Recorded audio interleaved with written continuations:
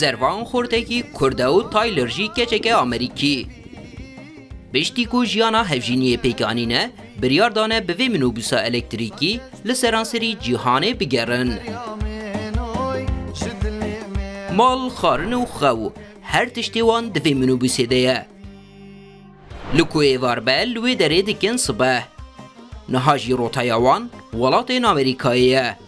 نزدیکی 9 سال بری من تیلری لبرین ناسکر و نزدیکی 3 سال بری جی ام زوجین و من بریاره کی پر مزن داش بوجیان آخه مگو کو ام هرن جهانی بگرن و جی هریه که من جو که ام چون اندونزیا بو شی چون تایلند و ویتنام و همو و هرچی دنیای ام گرین همو ولاتین اروپایی جی گرین بریاره کی نودا مگو کو بیجاریجی امریکایی بگرن. شب باش هوالن دلای. بخیر هاتون مال اربیا مه. گرکا بریتانیا یکمین ج کولتوراخه بلند بکن. Malbata Zervan ji navçeya gimgimeya Mûşa Bakurê Kurdistanê ew bi sedemên siyasî koçî Almanyayê kiriye. Ji ber wê ew li Berlînê ji dayîk û mezin bûye. Dema Taylor ji bo xwendinê li Almanyayê bû. Dil dikeve xortê Kurd. Tu kerî? نوالا مرنی نه.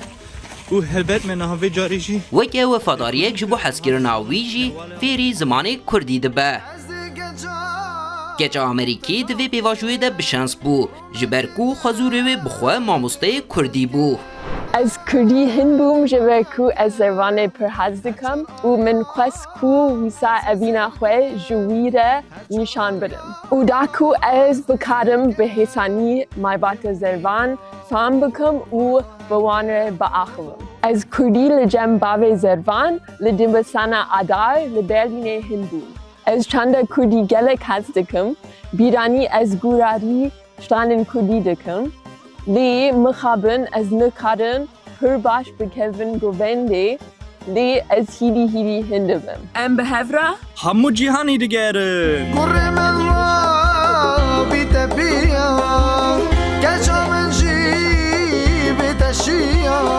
Taylor û Zervan di saleke borî de li 25 welatên Amerîkayê geriyane.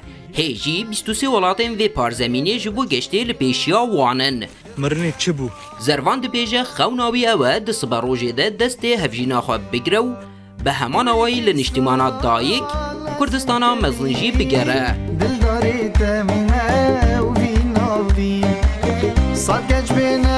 Berdî sal